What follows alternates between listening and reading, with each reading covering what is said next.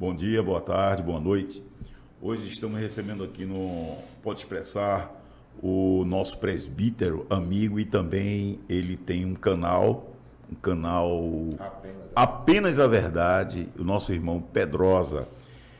E hoje eu quero estender essa live ao irmão Pedrosa exatamente para ele falar porque ele saiu da Assembleia de Deus do Estado de Pernambuco, porque ele tem esse canal, um canal muito, muito bem feito, Pedrosa. É um canal que explica detalhadamente a doutrina. E isso aí é muito importante, Josué. Josué também está aqui conosco, todos sabem que Josué já é um parceiro antigo. Então, a gente gostaria de saber de Pedrosa, a sua história na Assembleia de Deus, Pedrosa. Como você percebeu que ali não tinha mais oxigênio para você? Porque aquela doutrina já não nutria mais a sua alma. Você se sentiu uma pessoa sufocada pela hoje uma gestão que vem, no caso, trazendo, eu posso dizer assim, muitos desligamentos de membros, de presbíteros, de pastores. A gente teve dessa igreja matriz e da igreja mãe, Josué, mas acho que umas 4 a 5 igrejas que saíram porque já não tinha mais o oxigênio da palavra de Deus nela. Então, Pedrosa, eu gostaria muito que você relatasse aí a sua história, relatasse o motivo que você abriu esse canal, que é um canal com muitos seguidores, e você realmente traz, eu digo assim, o verdadeiro evangelho, não aquele evangelho que hoje nós estamos vendo aí nas igrejas, só a questão dos dízimos e ofertas, se pregando uma doutrina totalmente diferente daquilo que Jesus pregou e daquilo que foi a essência da igreja evangélica no Brasil, Josué. A igreja evangélica no Brasil, a gente pode dizer, está doente, perdeu a sua essência, a sua raiz, perdeu o seu rosto. Hoje temos uma igreja degradada, envolvida em crimes, envolvida em corrupção, isso a nível nacional. Eu não estou apenas me atendo ao estado de Pernambuco, eu estou falando a nível de Brasil. A gente vê igrejas, Pedrosa, como a igreja da Flor de Lis, no Rio de Janeiro. Como a gente vê aquela estrutura, aquela situação vexatória, caótica e pecaminosa, a promiscuidade no seio da igreja, uma coisa horrível, que você lê o livro que relata isso, Josué, de você dizer, poxa, tudo isso dentro da igreja? Que evangelho é esse? E ela estava fazendo sucesso, entendeu? Então, Pedrosa, eu gostaria que você se apresentasse, falasse aí do seu canal, da sua história na Assembleia de Deus, tá certo? Porque a gente sabe que você foi presbítero lá, então você tem uma vida, certo? Junto à instituição e uma vida também pós-instituição. Dá uma palavrinha aí, Pedrosa. Bom, a princípio eu gostaria de saudar a todos com a graça e a paz do Senhor Jesus, né? Agradecer aqui esta oportunidade de estar neste canal para debatermos um pouco sobre essa situação que se encontra a Igreja Evangélica Assembleia de Deus no Brasil e no mundo.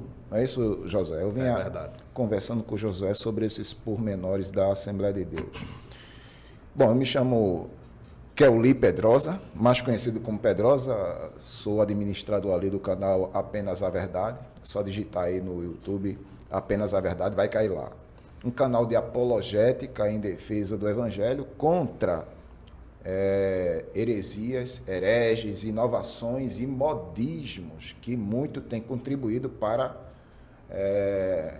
o aparecimento dessas seitas, dessas instituições que não pregam o verdadeiro Evangelho. Passei 30 anos na Assembleia de Deus, 16 deles como presbítero, e eu tinha até falado para Josué aqui que a minha trajetória na Assembleia de Deus foi uma trajetória, a princípio, quando eu estava no sistema, eu me via cercado de oportunidades. Eu falei para Josué que eu já tive oportunidades de ter a semana todinha escalado para eventos da instituição, tá certo?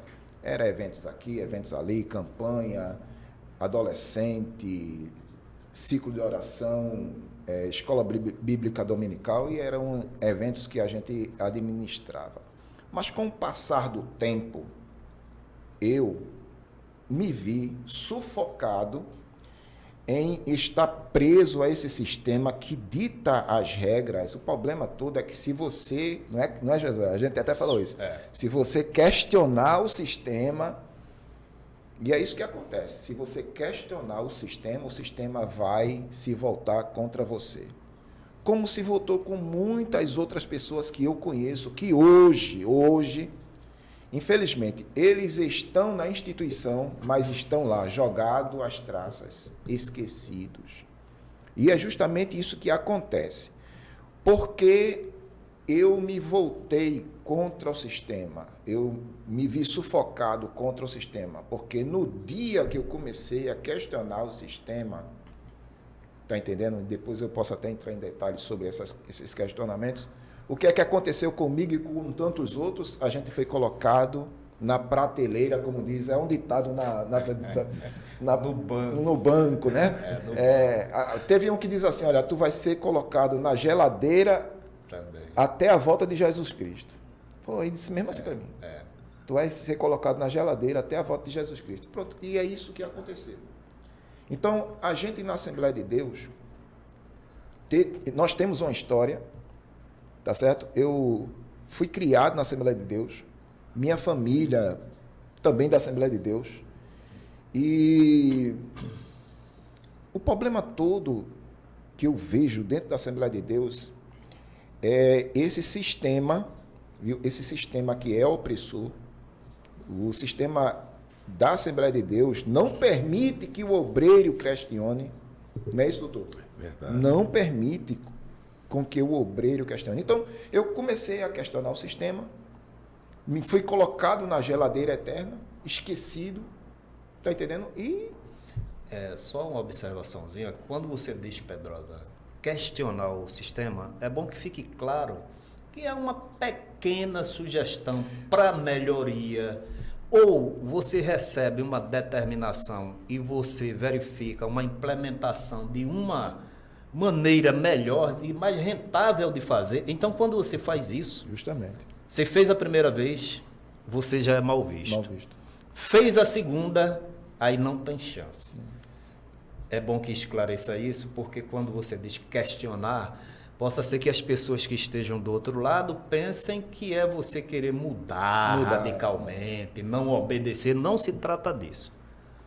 E ele não é o primeiro, como a gente diz, e nem tampouco será o derradeiro. Será o último, Ainda tocando nesse assunto do questionamento, os meus questionamentos eram mais na questão das injustiças que nós, obreiros, porque tem o obreiro da primeira categoria, o da segunda categoria e o da terceira categoria. O da primeira categoria, eu falei para você, é aquele círculo pequeno, é aquele círculo fechado, é o da primeira categoria. São os altos salários. É o alto escalão, é o alto escalão. E eu diria, aproveitando, nesse círculo que você chamou da primeira categoria, existe uma cúpula mais fechada ainda. Uma cúpula totalmente fechada que é restrita à família da gestão. Da gestão. Dali ninguém passa. Todos estão abaixo e muito abaixo. E numa audiência pública, uma testemunha, a irmã Gemima, compromissada na forma da lei, para dizer a verdade, ela disse o seguinte: o pastor só confia em seus parentes. Ela disse isso. Exatamente. Só confia em seus parentes. Então, ele demonstrou isso, ele só confia em seus parentes. Então, a gente está diante de uma administração, a gente não tem nada contra a nossa igreja. Eu, pelo menos, sou membro desde 1975, veja quantos anos. E eu digo, eu não tenho nada contra a entidade a qual faço parte. No entanto, eu tenho muitas coisas contra a administração. Está entendendo? Então, essa sua resignação, Pedrosa, foi feita também pelo irmão que se levantou diante de uma reunião de presbítero e ele disse: pastor, o senhor vai colocar o seu filho como vice-presidente? Isso está errado, pastor. Simplesmente esse cara, como você disse, foi colocado na geladeira e foi excluído da igreja. Então, não se admite ninguém criticar ou levantar a voz. Eu me lembro quando foi votado o Estatuto da Igreja, que fizeram aquela campanha, todo mundo lá botar o dedo, todo mundo assinar. Aquilo ali, quando teve uma irmã, a irmã Flora Lúcia, ela era advogada, certo? É minha amiga. E Flora, quando se levantou, questionou: para que isso? Questionou uma pergunta simples. Meu amigo, quase que essa irmã apanhava. Vieram os cães que ficam ao lado dele peitar a irmã segurou ali, porque ela não tem medo, mas ela quase apanhou. Para você ver a administração, como esse pessoal conduz algo que deveria ser simples, como sempre foi. A Igreja Assembleia de Deus tem mais de 100 anos. Apenas essa administração faz esse tipo de coisa. As anteriores se conduziam como uma igreja simples, como uma igreja pentecostal, certo? Aquela simplicidade. Hoje não. Hoje a igreja cresceu tanto, ficou tão poderosa, que ficou, como eu posso dizer, um sábio uma vez diz, cresceu que ficou com a cabeça tão grande e sem força nos pés. Aí não anda, a cabeça não deixa. Então, é isso que a gente está vendo hoje, Pedrosa. E você é um exemplo vivo disso. Ainda bem que você descobriu que não tinha mais oxigênio da doutrina lá para você e você saiu. Mas continua aí no seu relato, Pedrosa. Estava insuportável. Aí, como eu ia falando, tem o círculo fechado, tem o círculo ao redor, que são aquelas pessoas... eu posso dizer assim, o círculo fechado é a gestão, familiares, o círculo ao redor é todo aquele aparato de pessoas que sobrevivem do sistema, e o círculo é o terceiro círculo, que é toda a classe de obreiros que estão subordinados a esse sistema. E outra, tanto eu como o presbítero José e outros obreiros também, você tem que obedecer sem questionar, tá certo? Os meus questionamentos foram justamente por causa das injustiças que essa categoria sofre, e se a coisa não mudar, vai continuar sofrendo, tá certo? Eu encontro pessoas hoje depressivas, obreiros hoje depressivos por causa dessas injustiças, obreiros que já partiram por causa de depressão. Eu conheço vários que já partiram por causa de depressão, porque nunca foram ouvidos. E que sistema é esse que você não pode opinar em trazer alguma melhoria, em mudar até certos aspectos? Eu queria até falar para os ouvintes aí do Pode Expressar. E também do seu canal, isso vai para o seu canal também. Isso, eu vou publicar lá. Que nós aqui, a nossa apologética, e a apologética é a defesa de... Isso, a apologética defende alguma coisa, uma tese, um pressuposto. Nós defendemos a causa do Evangelho. Eu vinha conversando com o Josué sobre esse assunto. Antes que você venha com o seu mimimi para cima da gente aqui, não pode tocar, não pode falar, não toqueis, não julgueis. É porque tem gente que usa o capítulo 7 de Mateus errado. Jesus lá diz assim, versículo 1, não julgueis para não serdes julgados.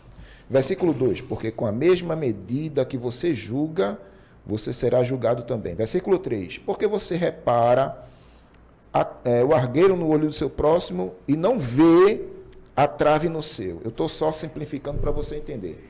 Jesus está falando assim ali sobre o julgamento por aparência. É proibido. Você não pode julgar por aparência. Mas já em João, no capítulo 7 de João, versículo 24, Jesus diz assim: não julgue por aparência, que é o capítulo 7 de Mateus, não julgue por aparência, mas julgue segundo a reta justiça. Está aqui a reta justiça. A reta justiça, Jesus estava querendo dizer ali sobre a reta justiça, é todos os oráculos que Deus deixou para que o homem andasse, conduta, comportamento e caráter. Então a reta justiça que Cristo falou ali é todo o ensinamento de Deus para a vida do homem. E quando os apóstolos tiveram esta oportunidade de ensinar o que Jesus ensinou, ensinaram a reta justiça. Então não venha querer criticar esse trabalho aqui, dizendo que nós estamos julgando A, julgando B, julgando não. Estamos julgando segundo a reta justiça. E a reta justiça vem justamente para combater isso. Desvios de conduta, desvios de finalidade, não é isso que você sempre está trazendo aqui? Desvios de conduta, desvios de finalidade, desvios de princípios. Eu falei com você sobre Gálatas 2, não é isso? O que foi que a gente falou no ônibus sobre Gálatas 2? É que Pedro, quando viu Paulo, quando viu o comportamento de Pedro em Gálatas 2, duvidoso, Paulo não chamou Pedro, vem cá, vamos ali para a secretaria para a gente conversar. Não. Nem Paulo dobrou o joelho, vou orar por Pedro, meu Deus, muda o comportamento de Pedro, não. Paulo se levantou no meio de tudinho, olhou para Pedro, apontou o dedão e disse, você está errado. Está vendo aí? Você que gosta de julgar o trabalho do pessoal aqui, o nosso trabalho de apologética, então rasgue Gálatas 2 da sua Bíblia. Paulo corrige Pedro por causa do comportamento duvidoso dele. A conduta, o comportamento e o caráter precisavam ser corrigidos. E olha o que Paulo diz para Pedro. Você não está em conformidade com o Evangelho. Então, o que Josué, o que o doutor Luiz Miguel, o que nós estamos fazendo é corrigindo situações que não estão em conformidade com o Evangelho, filho. Ou você acha que isso aí é correto? Né? Você acha que o que está acontecendo no sistema é correto? Quando eu estou me referindo ao sistema, eu estou me referindo ao sistema religioso como um todo. Não é isso? Correto, não é isso? correto. O sistema religioso como um todo. Você acha que o que está acontecendo hoje aqui em Pernambuco, nas Assembleias de Deus, é correto? Tem base nas Escrituras para subsistir? Então, é isso. A gente está fazendo uma apologética em cima disso.